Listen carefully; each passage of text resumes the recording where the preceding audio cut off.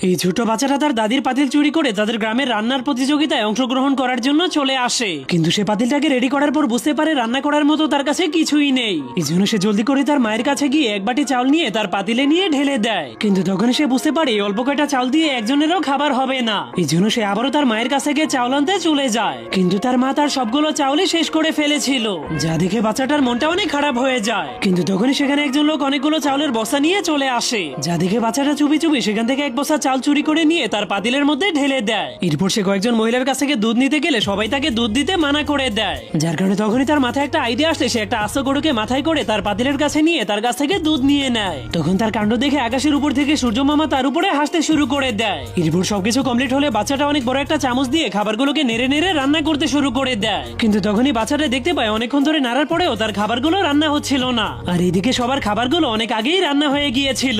তাদের খাবারের সুগন্ধ পুরো এলাকায় ছড়িয়ে গিয়ে সবগুলো সুগন্ধ একত্রে মিলে বিশাল বড় একটা সুগন্ধের দানবে পরিণত হয়ে গিয়েছিল। তখনই বাচ্চাটা তার পাতিলের কাছে গিয়ে বুঝতে পারে সে পাতিলের নিচে আগুন না জ্বালানোর কারণে তার খাবারগুলো রান্না হচ্ছে না, কারণ সে আগুনই জ্বালাতে পারতো না। যা দেখে সেই সুগন্ধের রাক্ষসটা তাকে নিয়ে মজা করতে শুরু করে দিলে সূর্য মামা এটা দেখে তাকে সাহায্য করার সিদ্ধান্ত নেয়। এই জন্য সে তার মুখ দিয়ে তার পাতিলের উপরে তাপ দিলেই বাচ্চাটার খাবারগুলো 1 সেকেন্ডের মধ্যেই রান্না হয়ে যায়, যার কারণে বাচ্চাটা অনেক খুশি হয়ে সূর্য মামাকে সেই খাবার খেতে দিলে সূর্য মামা সেই খাবার খেয়ে অনেক মজা পেয়ে যায়। তখন তার খাবারের সুগন্ধে বাকি সবার খাবারের সুগন্ধ একদমই চলে যায়। এরপর তার খাবারের ঘ্রাণে পুরো গ্রামের সবাই পাগলের মতো সেই খাবার খাওয়ার জন্য তার কাছে আসতে শুরু করে দেয়, যার ফলে সেই বাচ্চাটাই রান্নার প্রতিযোগিতায় জিতে যায়। আজকে এই ছোট বাচ্চাটা কোনো আজব এক রোগে অসুস্থ হয়ে পড়েছিল, যার কারণে তার চোখের নিচে কালো দাগ, এমনকি নাকটাও একদমই লাল হয়ে গিয়েছিল।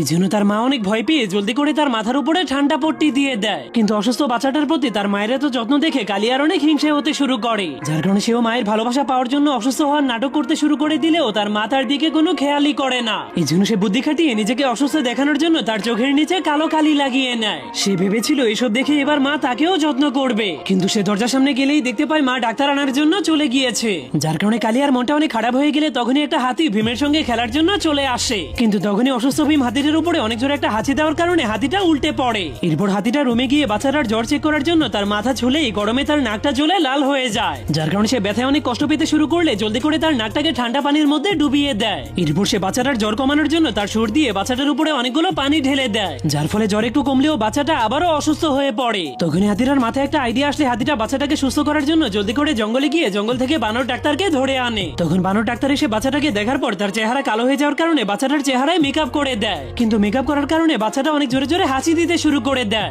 যার কারণে তার হাসির ধাক্কায় বানরটা দেয়াল ভেঙে বাইরে গিয়ে পড়ে যায়। এরপর বানরটা ফিরে এসে দেখতে পায় তার মেকআপের জাদুতে বাচ্চাটা একদমই সুস্থ হয়ে গিয়েছে।